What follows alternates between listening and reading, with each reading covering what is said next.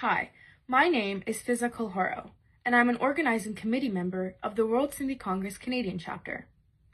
Today, the World Sindhi Congress would like to express our profound gratitude. On April 22nd, a coalition of UN experts, including 5 special rapporteurs and leadership from the UN Working Group on Discrimination Against Women and Girls, issued a powerful statement on forced conversions in Pakistan. In our view, this is the strongest statement the UN has ever made on this crisis. For years, World Sindhi Congress has consistently fought against the human rights violations targeting Sindhi people, particularly the forced conversions of Sindhi Hindu girls.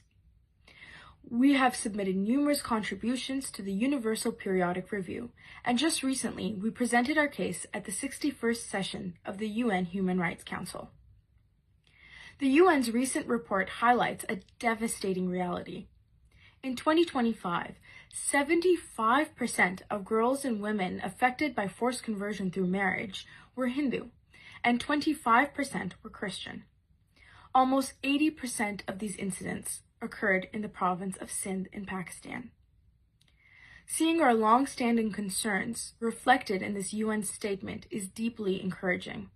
By recognizing that Hindus, who in practice are largely Sindhi Hindus, are primary targets of trauma, the international community is validating our struggle.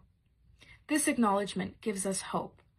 It proves that our advocacy is working, and most importantly, that our voices are being heard. Thank you.